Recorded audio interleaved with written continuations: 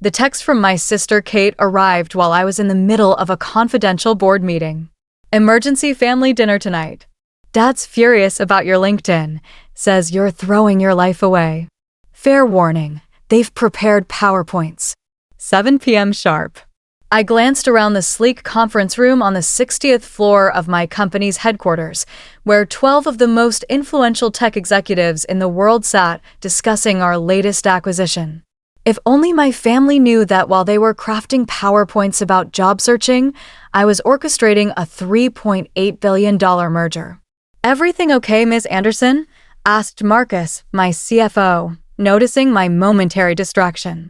Just family drama, I replied, tucking my phone away. Now, about the quantum computing division. 6 hours later, I pulled my deliberately modest Honda Civic into my parents' circular driveway, parking between Dad's Maserati and Mom's Mercedes. The house, a sprawling Georgian mansion in the most exclusive neighborhood in town, looked exactly as it had when I'd moved out 3 years ago to find myself, or, as they saw it, throw away my Stanford MBA and promising consulting career. The housekeeper, Maria, opened the door before I could knock. Miss Alexandra, she whispered, they've been practicing their speeches all afternoon. I smoothed down my carefully chosen outfit, thrift-stored jeans, and a faded sweater that concealed its Brunello Cucinelli origins, the costume of a struggling entrepreneur, perfect for tonight's performance. The family was assembled in the formal dining room. Dad at the head of the table, his CEO posture in full effect. Mom to his right, a stack of papers before her. Kate and her husband Bradley on one side, my brother Peter and his wife Victoria on the other. The large TV on the wall was tuned to CNBC, Dad's constant companion. Alexandra, Mom rose to kiss my cheek, her Cartier bracelets jingling. You look comfortable. I took my assigned seat, the hot seat, at the opposite end of the table from Dad. A projector screen had been set up behind him. This was going to be quite the production. Let's get straight to the point, Dad began, his boardroom voice in full effect. Your behavior has become concerning. This startup of yours, Quantum Solutions, I supplied helpfully, has gone on long enough. 2 years of vague explanations about revolutionary technology and stealth mode development. Meanwhile, your peers are advancing in their careers. Kate jumped in, right on cue. Madison Thompson just made partner at McKinsey, and Christopher Lee is heading Goldman's Asia division, she said. Peter added, Mom slid a folder across the table. I've taken the liberty of compiling some opportunities. Harrison at Morgan Stanley specifically asked about you.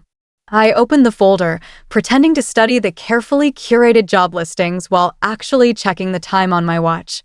A prototype quantum-powered device, worth more than this house, waited in my lab. The support stops now, Dad announced, clicking to his first PowerPoint slide. No more rent assistance. I pay my own rent, I interrupted. In that tiny apartment in the Innovation District? Victoria scoffed. On what income? We all know startups don't pay founders in the early stages. If they only knew that I owned the entire Innovation District through a series of shell companies, or that my tiny apartment was actually a cover for my real residence, the top 3 floors of the city's most exclusive building. Your trust fund will be frozen, Dad continued, until you demonstrate financial responsibility by accepting a proper position. I bit back a smile. The trust fund he was threatening to freeze amounted to less than what my company earned in interest every hour. Alexandra, Mom leaned forward. We're worried about you. This isn't like you, hiding your work, being secretive about your company. What exactly does Quantum Solutions even do? Before I could answer, the TV behind them caught my attention. The CNBC ticker changed, and a breaking news alert flashed across the screen, Wall Street Journal to reveal identity of mysterious Quantum Solutions founder. My phone buzzed. Marcus texting. All systems go. Article dropping in 3, 2, 1. No more support until you get a real job, Dad announced firmly, just as Mom pushed the want ads closer to me. That's when every phone in the room lit up with the same news alert. The TV anchor's voice cut through the silence. Breaking news: the Wall Street Journal has just revealed the identity of Quantum Solutions founder, the secretive force behind what's being called the most revolutionary technology company since Apple. 28-year-old Alexandra Anderson has built a quantum computing empire valued at $12.4 billion, making her the youngest self-made billionaire in history.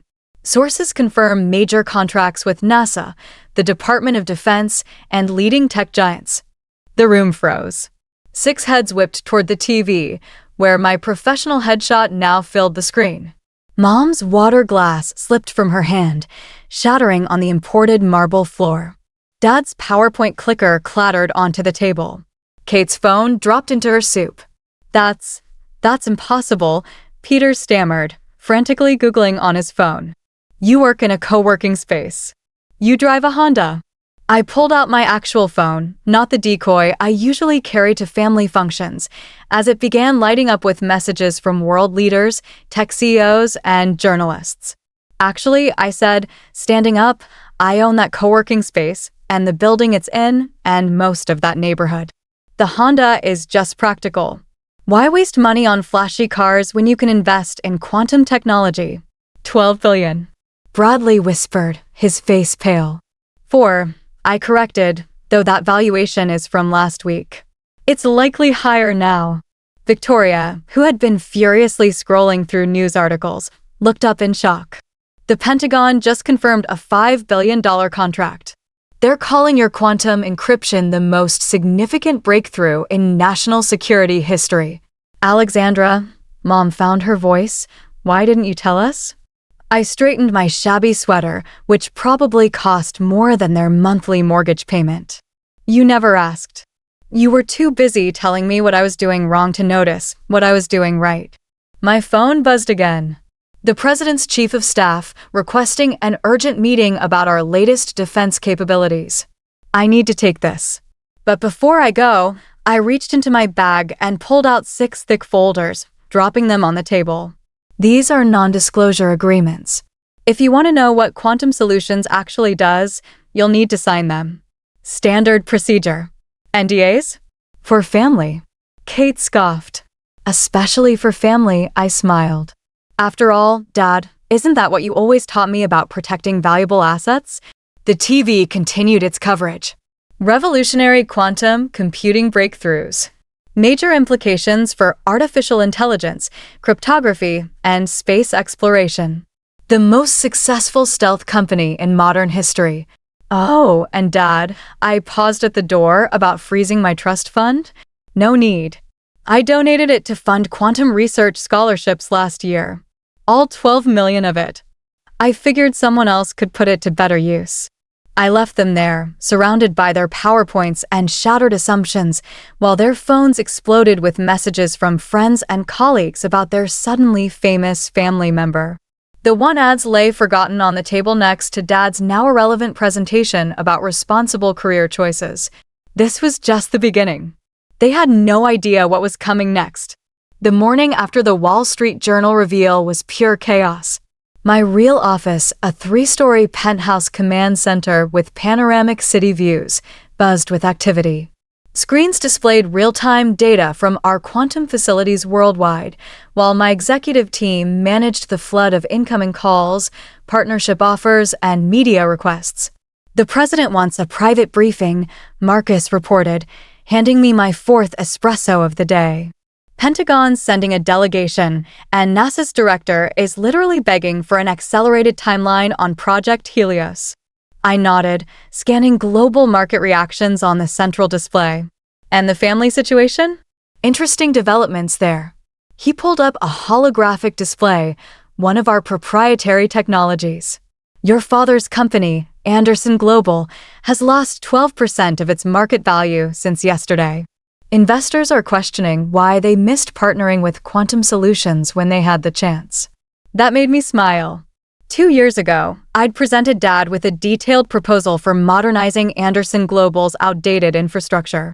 He dismissed it as unproven technology and suggested I learn the basics of business first.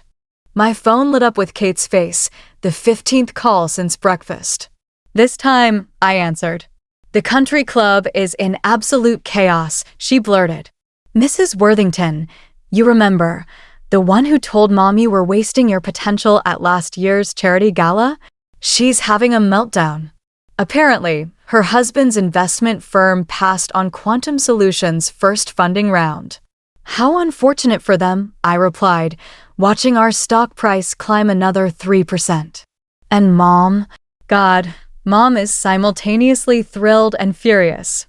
She's already redecorated the family room to display every magazine with your face on it, but she's also crying about missing all the important moments. I glanced at the Time magazine cover proofs my PR team had just sent over, The Quantum Queen, How Alexandra Anderson Revolutionized Technology. The photo shoot had been last month. I told my family I was at a job fair. Speaking of important moments, I said, you might want to warn Dad about tomorrow's Financial Times article. They did a deep dive into how Anderson Global rejected our partnership offer. The headline isn't flattering. Kate went quiet. How bad? Legacy CEO's billion-dollar blunder. The partnership that could have saved Anderson Global. Jesus, Alex. Dad's going to learn a valuable lesson about underestimating people. Yes, I expect he will. After hanging up, I turned to Marcus. How's Operation Legacy progressing? He grinned, pulling up encrypted files. Right on schedule. Through our shell companies, we now control 28% of Anderson Global's shares. Another 15% is lined up for acquisition next week. Make it 20%, I said, standing and straightening my actual wardrobe, a hand-tailored Armani suit that cost more than my fake apartment's annual rent. Time to accelerate the timeline. The next few hours were a blur of strategic moves. The White House briefing was scheduled. The NASA contracts were expanded. 3 more quantum computing breakthroughs were announced. Our stock jumped another 8%.